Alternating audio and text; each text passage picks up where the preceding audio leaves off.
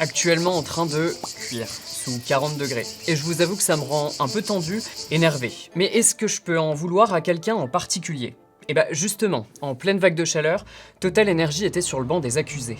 En cause, l'impact de ses activités sur le réchauffement climatique. Et un procès de ce type, c'est une première en France. Ok, mais comment on en est arrivé là ? À quel point Total est responsable des vagues de chaleur ? Moi c'est Romain, et dans ce format, pourquoi ? On se pose pas mal de questions que vous vous posez peut-être aussi, ou pas. En tout cas, le but c'est de donner du contexte sur ce qui se passe dans le monde. Aujourd'hui, le fait que Total Energy était devant la justice française. Ok, mais déjà, qu'est-ce qui était reproché à Total Energy ? Ce procès, il opposait l'entreprise française à plusieurs plaignants. C'est 4 ONG environnementales et la ville de Paris. En fait, ce qui était reproché au groupe, c'est d'avoir manqué à son devoir de vigilance. Le devoir de vigilance, c'est un principe qui s'applique aux entreprises de plus de 5000 salariés. Elles doivent identifier et prévenir leur impact sur les droits, la santé des personnes et sur l'environnement. Des éléments jusque-là sujets à interprétation.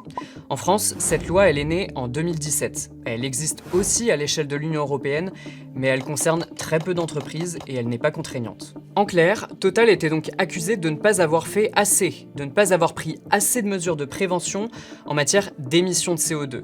Et là, ça inclut les émissions de Total, mais aussi des émissions indirectes du groupe, donc celles issues de l'utilisation du pétrole, du gaz made in Total, notre carburant par exemple. Verdict, d'ici 6 mois, Total devra bel et bien prendre en compte ses émissions dans le cadre de son devoir de vigilance.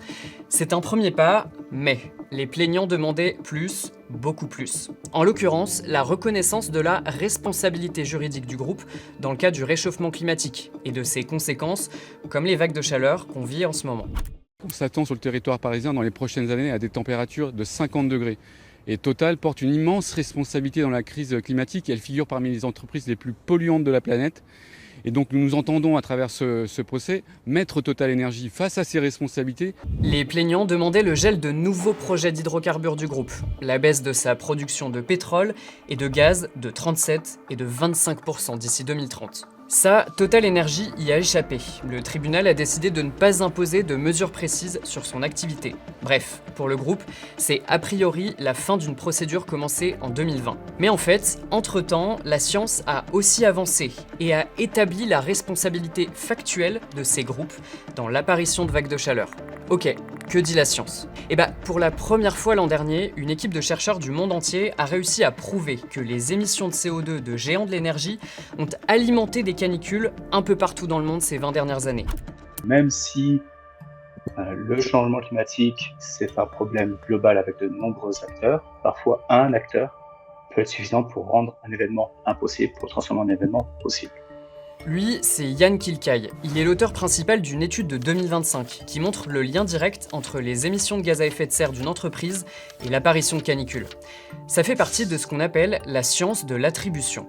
L'étude se penche sur 213 vagues de chaleur entre 2000 et 2023 et leur probabilité d'apparition avec et sans les émissions des 180 entreprises les plus émettrices de CO2. Ce sont surtout des entreprises pétrolières comme Saudi Aramco, Shell et tiens, Total, leur voilà. Ce qui est étonnant, c'est qu'une seule de ces entreprises individuellement augmente déjà la probabilité de canicule. Et ça, même si les autres sont retirés de l'équation. C'est un argument qui est fort, là où avant on disait une entreprise parmi beaucoup représente peu, on peut montrer qu'elle peut être suffisante. Donc c'est quelque chose qui est important d'un point de vue responsabilité. Par exemple, les émissions globales de Total, elles ont augmenté de 10 000 fois la probabilité d'une vague de chaleur comme celle de juin 2019. Alors, est-ce que la science de l'attribution pourrait faire payer les entreprises ciblées ? Ce n'est pas mon rôle en tant que scientifique de donner une responsabilité légale.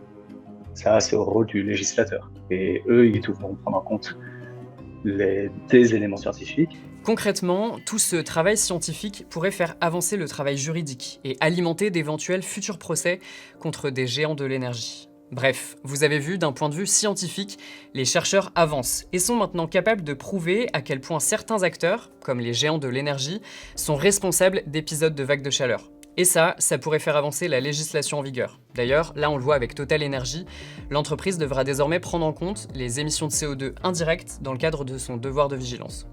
Je m'arrête là pour cette fois, mais vous, dites-nous ce que vous en pensez. Et si vous avez des remarques, des questions, on est aussi preneurs. A plus!